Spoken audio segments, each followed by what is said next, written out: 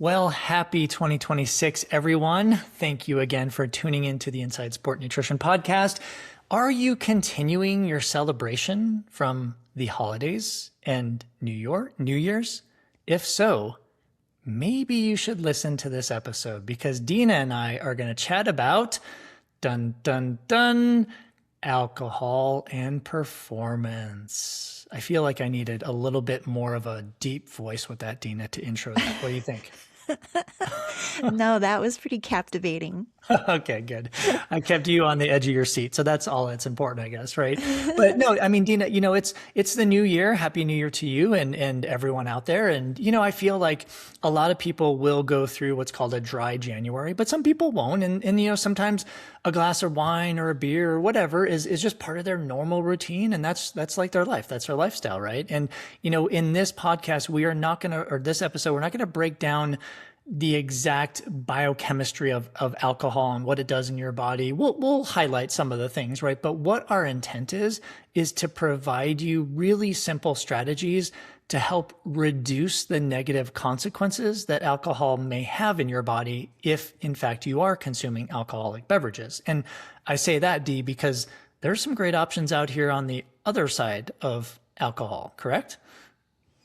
Yeah, Bob. I mean, the emergence of the non-alcoholic options out there, from the wines, the beers, the mixers, not that I'm an expert in this, but I have, explored that as partly for personal, exploration, and then also for some of the athletes that I work with that have asked, what is a better option? And so I think this whole effort on the behalf of the producers of the alcoholic beverages is the availability of the non-alcoholic options that are so different from, back in the day, Bob. Back in the day, like O'Doul's. Oh, I don't yeah. know if you I ever remember tried those. No, I don't think I ever some, did, but because back in the days, we would laugh at things like that. oh, I know. And it was pretty skunky tasting. Yeah. And so, yeah, Bob, there's so many options these days in the non-alcoholic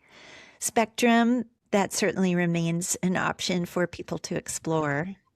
Yeah, I remember vividly. I don't know what year this was, Dina, but boy, it had to be at least 8, 10 years ago, maybe not. But I remember when like one of the first non-alcoholic beer companies came out, and was it I think Athletic Brewing, is that the name of it? I think. Yeah. And they had a partner. This is why I remember, because USA Triathlon partnered with them, and I was like, what is going on? How does one of our NGBs, national governing bodies, USA Triathlon, they're partnering with a non-alcoholic beer? This doesn't make sense. And now I'm like, oh, that makes total sense, actually, right? Because of the negative consequences of consuming alcohol. And listen, we're not trying to talk anyone out of doing your thing. Like that's you. What we want to do is just highlight maybe some of the more important consequences that may happen from alcohol consumption. But like I said, our intent here is not to wag the finger at anyone, right? It's just to give you some simple strategies. So if you do partake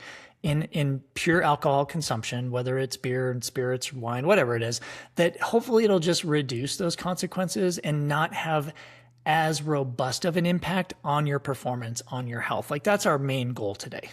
Yeah. And I think, Bob, it's helpful to walk through those strategies and for our listeners, cluing in to what applies to you, or what are the situations that you've been in where without needing to know all the science, but geez, I quote unquote overdid it, or that my workout the next day really stunk or my sleep. But these situations are going to repeat or reoccur. And so these are things that you can kind of clue into and try them, right? And just see how that works for you and then adapt from there. It's a good point, Dean. I just want to highlight a few of the negative effects that are more popular. But before that, you just sparked something. I'm like, oh, well, because if you are a consumer of alcohol, and I don't care if it's daily or weekly or monthly or whatever, like you probably know the effects it has on your body. And that's what I think I wanted to bring up. What you just said is that's crucial, because oh yeah, it's going to impair my sleep, or yeah, I don't have a good workout the next day, or maybe I just feel more dehydrated. Like, your body. So I guess from our perspective, what Dina and I want you to know, listeners, is like clue into those body signals, because likely, unless you change probably the quantity, maybe the type of alcohol, most likely those symptoms are going to be your symptoms, right? So I think that's really important. Like, I don't think you're going to have new ones, unless, like I said, you kind of overdo things, right? I mean, and maybe we could take each other as an example. Because you consume alcohol on a periodic basis, correct? Yes, And do I you do. have any, like, do you personally notice any symptoms, or like, what does your body tell you about Hmm. after you consume this? Yeah, I would say currently as a midlifer, Yeah. fifth level, as you Fifth say, Bob, level. Woo woo. I would say the most apparent effect is sleep quality and Oh, sleep interesting. disruptions And you being, measure that, right? Because you have an aura ring, so you can oh, I see that. know. Yeah. Yeah, and that was one thing that I have really appreciated about my Aura ring is like, well, I can wake up the next day and know like, geez, I remember I checked the clock at 2 a.m., Mm-hmm. 3 a.m., 4 a.m., and then pair it with actual other measurements Mm-hmm. and metrics to see like, yes, this happened, and validating the things that I think were happening, and ultimately using that to change behavior or make decisions accordingly. Like, what is my priority? To have a drink with a neighbor or a friend or whatever the reason, versus like, actually, I prioritize getting a really good night's sleep and I'm going to opt Yeah. for the non alcoholic option to, socialize Yeah. without just water or whatever. And it sounds like you're kind of periodizing it too, right? You're kind of looking ahead like, oh, what do I have going on Yeah. tomorrow? Like, do I have I would call it a high cognitive functioning day tomorrow, where you really have to be on, or maybe you've got a longer training session. You really have to be good on that. And maybe you're looking at that and saying, oh, this is the time. Maybe I do the non-alcoholic option, or maybe I just don't do any at all, right? Knowing what you have to Right. come, because I'm curious too, Dee, like, some of the negative consequences of alcohol on certain individuals is, reduced motor skills, like compromised motor skills and balance and coordination, reaction time. And I was just thinking like, wow, what if Dina had a drink, tonight, and then tomorrow you go for, whatever 15, 20-mile trail run on some technical terrain. Like, I don't know if you've ever tried that before, but I'm assuming it could impair your ability for balance and coordination, which could increase your risk for injury. I mean, honestly, being on Right. a technical single track trail anyway increases your risk of injury. But if you have a Yeah. compromised, system, that could add to that, right? I don't know if you've ever tried that before or looked at that, but it would be interesting, right? Oh, I can think of a few examples, Yeah. Bob, in my past. Yeah, like, well, that was a goofy decision Right. to do X number of Yeah. cocktails the night before a long adventure or an important train, and then learning from that. Yeah. And I Yeah. think all of this changes, especially as we age, the Right. impacts. And then, of course, we have genetic variants that can make us maybe individually more predisposed to some of those effects at a Totally. Yeah. heightened level, right? Yeah. But Yeah. you're bringing up a good point. The reaction time or ability to focus, Yeah. Well, work even with being those. on, like I said, a trail, but even maybe on two Yeah. wheels on a bike, Oh my or gosh. you know what I mean? Like those times where Yeah. like I would not want any impairment. I mean, we know there's like impairment. I can speak from experience from like sleep deprivation or poor sleep. I can't imagine putting an alcohol consequence on top of that poor sleep consequence, Yeah. right? Just on my, like, if I'm going to go for a bike ride the next day, like that would be dangerous for me personally, right? Because I just I wouldn't have that focus, that all that brain functioning, right? Yeah. There's another thing I want to bring up that not a lot of athletes know, is there isn't actually an increase in lactate production when you do consume alcohol, and that is one of the consequences. So I talk a lot to athletes about this, like, hey, if you're going to drink a lot of alcohol one night and then tomorrow's a really important, zone 4, zone 5 training session, there will be an increase in lactate production, which just means you could fatigue quicker, which means you might not be able to hit your performance markers that you were hoping to hit. So if that Yeah. is important for some of our listeners, just keep that in mind. It's not like oh my gosh, that's going to, really impair me from a health perspective, but from a training perspective, it absolutely can, right?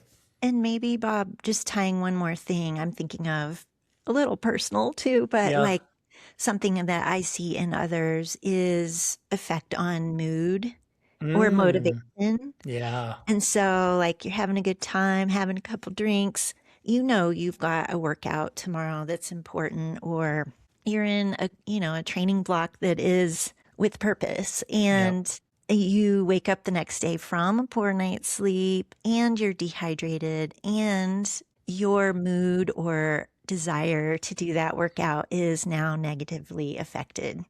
And totally. so the quality of that workout is already going to take a hit. Yes, totally. Right. And some of the other things, and a lot of our listeners know this probably, but we always hear about the sleep and the compromised coordination and even brain functioning for that matter. But I do also want to just highlight the reduced absorption of vitamins and minerals. And the Yes. reason I'm Yeah. highlighting this, D, is because both of us are in our fifth level of life. I know a lot of our listeners are probably, from what we've seen, 35, 40 years and older, right? So as we get older, we actually already have a reduction in the absorption of vitamins and minerals. Alcohol just increases that rate of decreased absorption. So that's a Hmm. big thing for me. Also, a huge thing, because both of us are so key on this, is there's also a negative effect on muscle protein synthesis when it comes to consuming alcohol. So again, we're all getting older. We've talked about sarcopenia before, that age-related loss of muscle mass. We're trying to really protect that muscle as much as possible. I just feel like we need to keep that in mind, because some of our tips, our simple strategies are going to address these. And, you can say one thing like, yeah, I have a hangover the next day after consuming alcohol. I don't feel good. That's okay. That's one thing.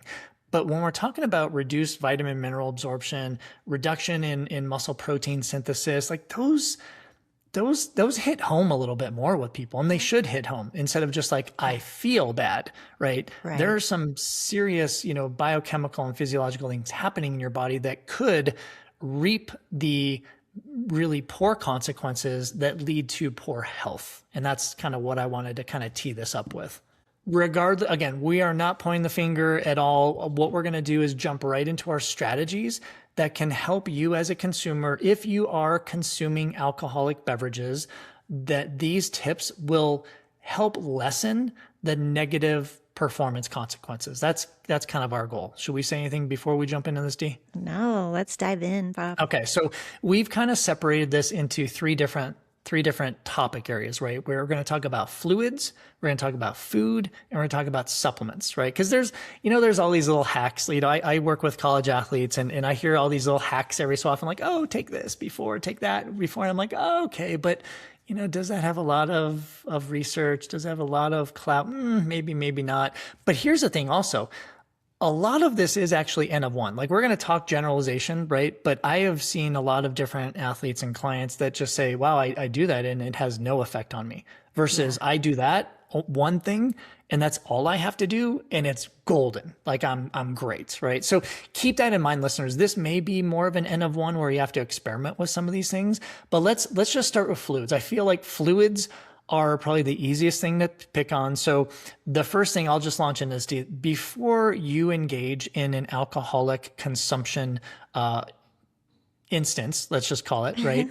What we would recommend is drinking a couple cups of water with electrolytes beforehand, right? Because also consuming alcohol will affect the electrolyte balance in our body. So it's really Yeah. good to kind of it's almost like nutrient timing before training, right? So before you go train or before you drink alcohol, start with some water and electrolytes. That's probably one of the easiest things you can do beforehand from a Especially fluid perspective. especially post workout, right, Oh, Bob? Because totally. so many want to, after a long ride, you might have a hankering for a beer or whatever because you're at the pub and it's like, Yep. oh, shoot, you just rode for 4 hours. Maybe you were under on your fluid intake already, and now we're Yeah. heading into. So I think thinking of that post workout window also, or just equally, as aside from maybe an evening Yeah. choice to have some alcohol, is yeah, that kind of preload. Totally. I didn't even think about that, that people, sometimes we do see people consuming alcohol immediately after a workout. Please don't do that before consuming water Yeah. and electrolytes, please. Okay. We'll talk about the food here in a second. But what about during, Dee? I know you wanted to mention something about fluid consumption during alcohol consumption. Yes. Well, we have a house policy here for our Oh, visitors, especially those that come from low altitude to yeah. our higher altitude or to Colorado. Yeah. Um, but if we're going to imbibe in any alcoholic beverages, the rule is you in between, if you're having more than one, especially, is that you must have a set amount of water or seltzer or something, club soda, some sort of Mhm. non-alcoholic, preferably, water based fluid in between alcoholic beverages. So that's spacing out the alcohol, Mhm. kind of minimizing, right, the impact overall. I mean, sometimes for people are like, shoot, I have to pee so Mhm. much from simply drinking alcohol, but offsetting the kind of fluid that's coming into the body with Totally. at least a cup of water. But the household policy here is 12 to 16 ounces. Yeah. And we're not trying to fluid overload by any means, but it's, spacing out Yeah. that alcohol quite a So bit. you're promoting the double fisting, but one of the fist is pure water or seltzer, I basically suppose a that's true. non-alcoholic. Yeah. Okay. Double Yeah. fist when you go visit Dina. So whenever you go out with Yes. Dina, always order a water or seltzer with your alcoholic beverage at the same time. And I love it. I'm not usually one to pay attention to other people. Like I'm not on the Yeah. clock. I'm not looking at what you're Yeah. Yeah. eating Yeah. or Exactly. drinking, but this Yep. this is one where because alcohol, the nature of it, we pay attention a little more. You just let's put it this way. You have an abundant amount of glasses available to provide a receptacle to fill up with water. This is true. Yes. Okay. Do you think that is a good strategy, Bob? I think it's perfect. I think it's Yeah. hard to do, right? I feel Yeah. like especially in a social situation, depends on where you're at also, but it's really hard because one, you're not going to think about ordering water or seltzer water or club soda. You just don't think about that when you're ordering alcohol. If you're at home, I think it's super easy because you can control that.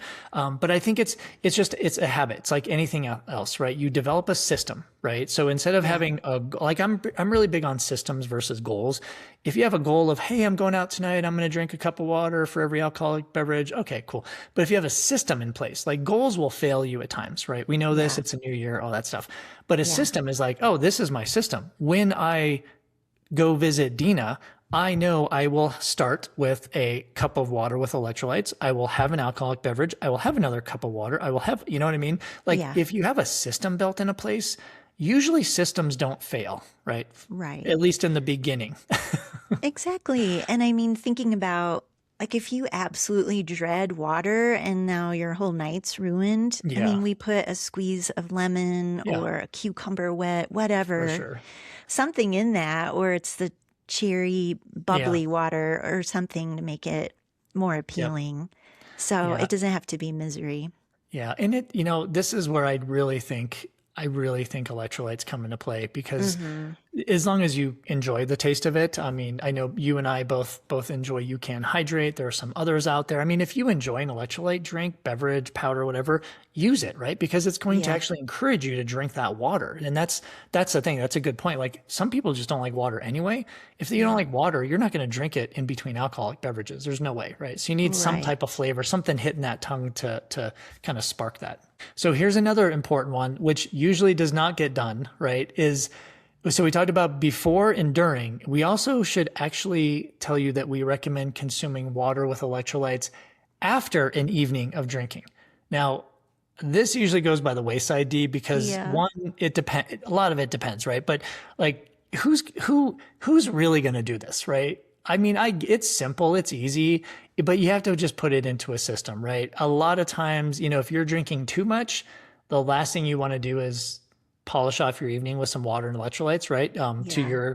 your response of urinating quite frequently earlier, but Yeah. also, I mean, people just like you just don't think about that, right? It is literally this is Right. probably one of the hardest things people will do because it's never been in your system before. So it's hard to put this in. This is a true behavior change right here. It's difficult. So I would say, shoot for like if you consume, if you have 2 nights a week or whatever that you consume alcohol, try for one of them and try some water and electrolytes afterwards. Just one. I mean, it doesn't have to be a Yeah. lot, but if you could just get that system rolling, because again, the reduction of electrolyte imbalance or the upset of electrolyte imbalance in your body is pretty profound with alcohol consumption. Well, and again, especially thinking of your next day, what Oh yeah. time is your Yeah, workout? What kind of workout is it? totally. And so that decision and making that a part of your system, it really can make those Yeah. negative effects much less. And then, just thinking forward, the impact that you'll have. Well, and So, that kind of sparks, well, and I recommend this for anyone everywhere, right? It doesn't matter even with alcohol consumption, but that next morning, I believe everyone should start their day with water and electrolytes, right? Not yeah. just plain water, but water and electrolytes. That's even more true for after a night of consuming alcohol, but I feel like just across the board, everybody should be doing that because it just helps to rehydrate the body after that series of dehydration during sleep. So Yep. that's another tip. Drink a few 2, 3 cups of water with electrolytes first thing in the morning, right? I know a lot of Yeah. people out there, a lot of biohackers are like, no, just drink 20 to 30 ounces of water. And listen, if that great, right? But we need electrolytes in there somewhere. So if you're not going to do electrolytes, at least drink water with some type of salt rich food that you're consuming, maybe at breakfast. But yeah, I love the thinking about if you have a workout that morning, even more so, you need those electrolytes in the water. What about food, Bob? Oh What, yeah, because I mean, I remember back to college, D, where people were like, oh, you should never drink alcohol in an empty stomach. mhm. So true, right? For Yeah. many reasons. But Yeah. listen, as we get older, I feel like and more mature and level up in life, I feel like remember the protein synthesis point I brought up earlier, if you can focus on eating a little bit more protein before you consume alcohol, that can actually help reduce the suppression of protein synthesis. So another great reason to make sure you're eating enough protein, but from a nutrient timing perspective, you need to time that right? I mean, Yeah. I can't tell you how many clients I work with. I'm like, hey, if you have a drink a night, it's not before dinner. Like you have to have a solid dinner with a good amount of protein that will not only, help with the, absorption, I guess, of alcohol, right? But it will also help reduce that negative effect on protein synthesis. And we're big on that. I also think about, Bob, if you are consuming alcohol on an empty stomach or with not much food in your system, protein or otherwise, is the tendency to want, for some people anyways, you crave a lot of carby, Mm, snacky things. And so yes. what are we now missing nutrition Yes, wise in that day? And exactly. then all those cumulative effects that pile on. Yeah, And so, it's a good point. yeah. And then you just make poor choices, right? I mean, usually Oh, when you're inebriated, intoxicated, you do make poor choices anyway, right? But then when it comes to food, it's like throw it out the window. Like anything that yeah. you feel like you're eating, and that's why like if you do kind of have a little bit more of a protein stack beforehand, you can kind of I don't want to say Hmm. not worry about that afterwards, but at least you have a less of a worry about that because protein is very satiating also. So hopefully Hmm. maybe you won't be driven to a lot of those snacky foods. And then, I think that's probably the biggest thing. Like, have some food in your stomach, focus on the protein, handful at least, I would say, maybe 1.5 handfuls, depending on who you are, but, based on the hand model. But, I think it's also important we usually focus on, let's throw out this anti-inflammatory nutrition, plan or eating system. I feel like, especially most people should be following that anyway for health reasons, but also the day after consuming alcohol, it's super important to follow more of an anti-inflammatory nutrition plan, because again, alcohol, one of the consequences is an increase in inflammatory response. So that is really crucial. Like again, it's kind of, I really come back to this and I'm like, man, this is just, it's nutrient timing for alcohol consumption. It really Hmm. is, right? Because you Yeah. need to just be aware of like, there is definitely what do you do before consuming alcohol? What do you do during? What do you do after? And what do you really need to worry about? It's the same thing like before we train and during training and after training, right? We just need to be aware of these things.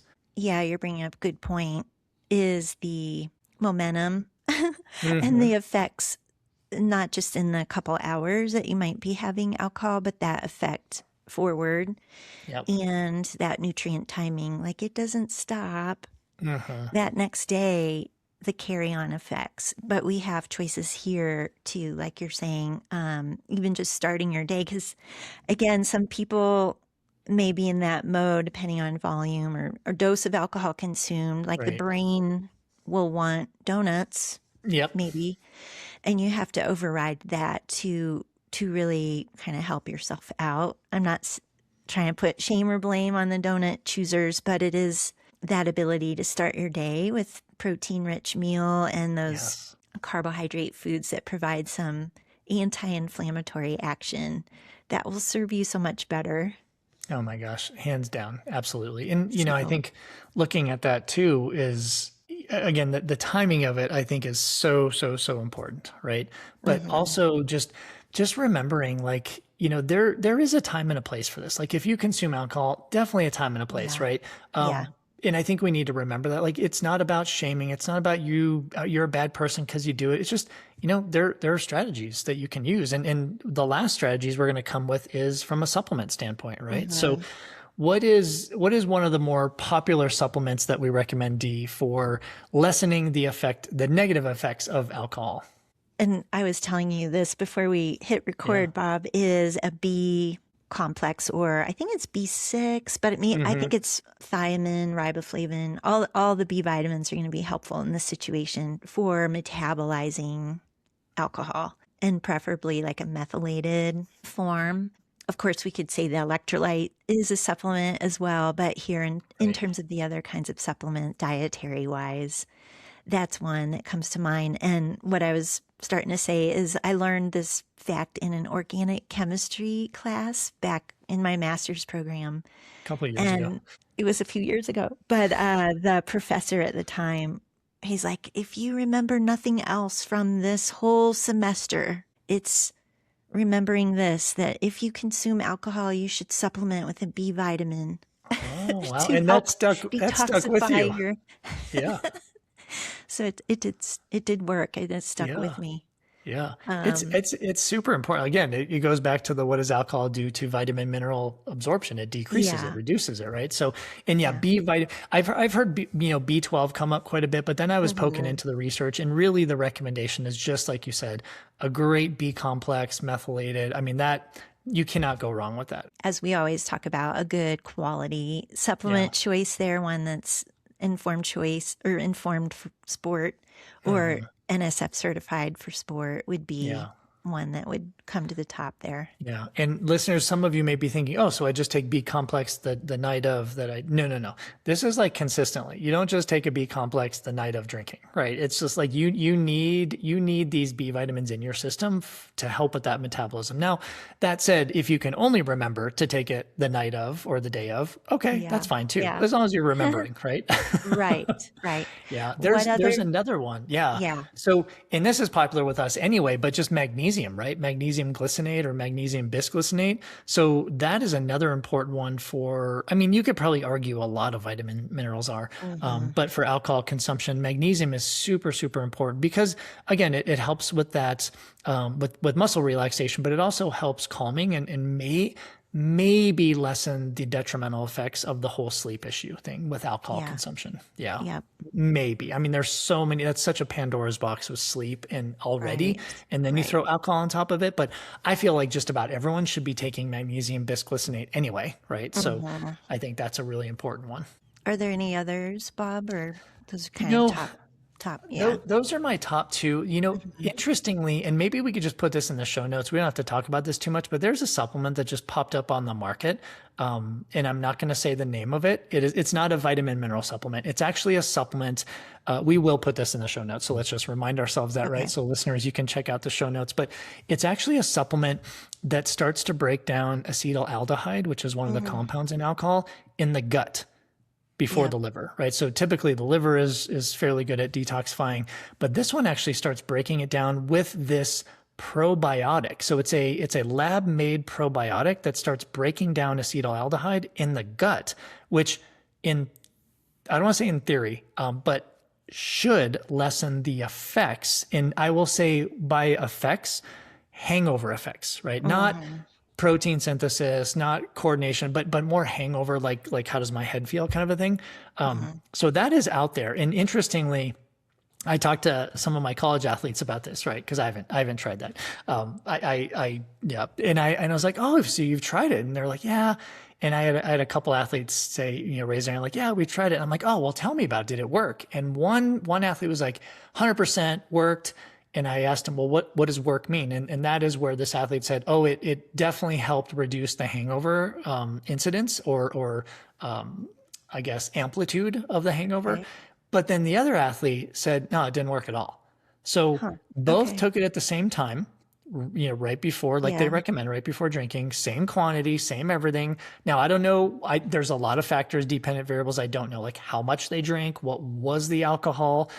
So that said, there is this, I think it's fascinating because it's actually targeting the breakdown of alcohol in the gut first prior to the liver, right? So Yeah. I think that's interesting. I don't recommend that right now, to be honest with you, because I just think I just don't know if we're there. Like, I don't have a lot of athletes I work with, D, who drink so much that Mm-hmm. they wake up with hangovers. You know what I mean? Mm-hmm. Yeah, Yeah. yeah. Not Yeah. at least older athletes. Right. Right. But we will put it in the show notes. So in case listeners, you want to check this out, you can definitely check it out. We have no partnership or anything with them. I just, I found it Yeah. earlier last year and I was like, oh, this is interesting. Right. So Yeah. I think besides that, I think it's, my end message is really just like, if you're going to drink alcohol, plan it, like be intentional about it, just like Yeah. training. Like, okay, I am doing this run on this day. Well, and sometimes like, when you're going out with friends, or I know if I'm going to go visit D and now I have to bring 2 glasses because I know I have to drink water in between. So if you're going somewhere, like just be intentional about it, right? And maybe Yeah. some of these strategies you can implement to reduce the effects or the consequences that you may have by consuming alcohol. Yes. And ultimately, yeah, trying to support our health and performance in Hmm. ways that are sustainable, right? Yeah. So if Yeah. you Yeah. are a Yeah. consumer of alcohol and that's a plan for you to continue that and whatever that means for you, well, what can you do to just support yourself holistically? Yes. Yes. Even though one could argue, you know, alcohol should never be consumed, Yeah. but we're not taking that stance here. We're Yeah. just trying to support and give strategies. So Absolutely. hopefully our listeners have some new thoughts and things to try out, Bob. And we definitely want to hear from you, especially over in our Patreon community, where if you haven't joined yet, please consider joining, even just for free. Let us know what takeaways you have from this episode. The link is patreon.com/ISN podcast, or you can download the Patreon app on your smartphone and look for us over there. Really Yeah. quick, I just want to hit on that real quick because we do have a free community, which I think everybody should join because it's an easy way to ask us questions, interact, let us know, what you want to learn about on our future podcast, maybe some special guests you want to hear. But also, we've got our 2 paid memberships also, silver and gold. Couple bucks a month, like literally, right? And you guys all know we're a non-sponsored podcast, so this is why we do this. But if you do want to support us like that, that would be fantastic. And also, I just want to throw out there, like with some of our paid memberships, we actually do a lot of behind the scenes and share some. What is Dina doing? What is Bob doing? Why? And recently, Dina, I just brought this up, I just thought about this because I am providing a review of a newer supplement that I've started taking that has literally helped my immune system so much that I have, knock on wood, not become sick for the past probably 8 or 9 months. And I've shared that in our gold community. So all of our gold members will be able to see exactly what I'm taking to kind of steer away the parasites and all the bugs out there. So I bring that up just because we do some really special behind the scenes things for our gold memberships, which are just a couple dollars a month versus our free community. So whatever though, we would love for you to join our free community just to start engaging with us. Well, with that, we thank you all for tuning in to this episode, and we can't wait to have you join us for the next one. Thank you so much.